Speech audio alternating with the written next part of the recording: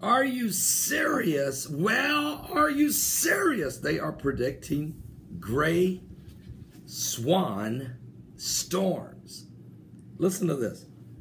According to MNN News, Mother Nature Network, there's a question being raising. It says, for many years, climate scientists have warned us about the threat of weather influenced by climate change. And we know that that's been, from the days of Al Gore first breaking this on the scene. Powerful hurricanes, unrelenting droughts like California for 4 years, massive wildfires in the West Coast are just some of the examples we're already experiencing. Now comes another heads up from scientists. Gray swan storms, a devastating weather event that has no historical precedent. Could be even worse than some of the hurricanes we've seen in recent years. The warning isn't that it's coming, it's that we had better be ready for when it hits. In Tampa, in a study published by the Journal of Nature Climate Change, 2 climate scientists ran thousands of computer simulations on 3 very vulnerable coastal cities that never have been hit by storms of this magnitude. They are Tampa Bay, Florida, Cairns, Australia, and Dubai, United Arab Emirates. And they determined the chances of the big one coming and growing by the day. Using current knowledge of climate, coupling that with historical data, and factoring in damaging effects of climate change, they say, in the future, the scientists concluded that a storm with a surge of 36 feet high could hit Tampa Bay by the end of this century. That's if we're still here. A sea surge of 17 feet today, says one of the authors of one of the studies, said would put most of Tampa Bay underwater. Tampa needs to have a good elevation plan, said Carrie Emanuel, a professor of atmospheric science at the Massachusetts Institute of Technology, or MIT. And I don't know if they're ready for that.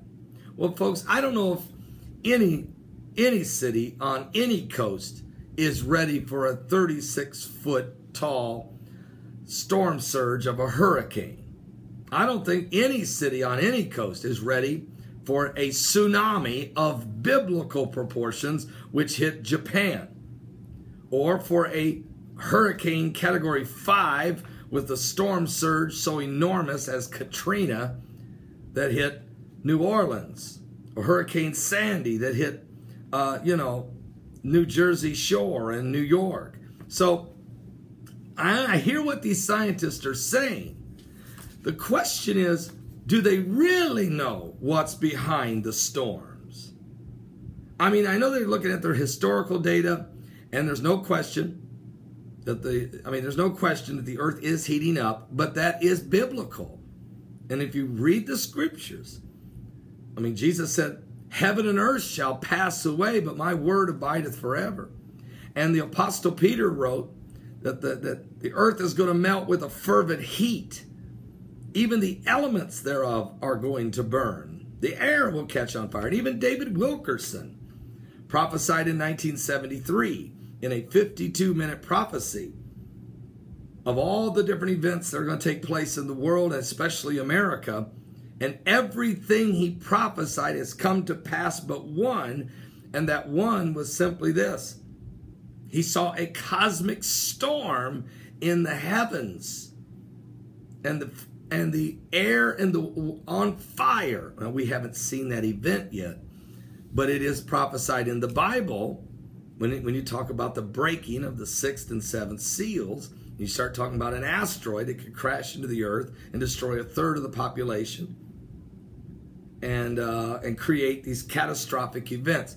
So we already know that God has prophesied it through his prophets, both Old Testament, New Testament, and current prophetic word through David Wilkerson. But do we really know how God will do it? And does scientists play a role in trying to anticipate it? I think so. I think that scientists actually start to see it happening. They don't know the reasoning. Their belief is the reasoning is scientifically can be calculated, and maybe to some degree scientists are able to recognize the storm.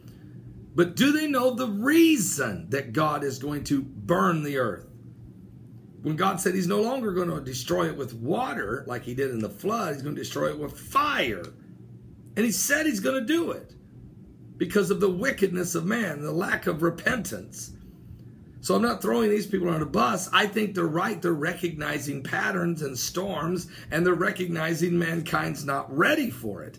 But do they understand the origin of where the storms and how the storms are coming? And do they understand why they're coming? And do they understand that the paganistic sin culture that's been created in this global world we're in, this globalization of this new world order, or the Bible calls it the beast?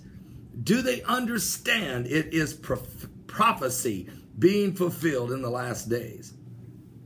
And as I drink this cup of coffee, and as you think about these things, you need to ask yourself a question. Are you prepared for the end times that you're in? You don't want to be here when the wrath of God is poured out upon this planet. It's too late to pray then. But you can give your life to Jesus Christ now and be born again. And something biblical is going on with the signs of the second coming of Christ. Don't miss today's live broadcast, because we got very serious things happening right now militarily that is shaking the world. And we're going to talk about that. As Vladimir Putin is being visited as we speak by Prime Minister Benjamin Netanyahu, who got on a plane and called an emergency meeting to talk about Russia and their involvement in Syria. And they're meeting right now. There's a storm brewing, all right. But do you know what that storm really is? Are you saved? Jesus is the way, the truth, and the life.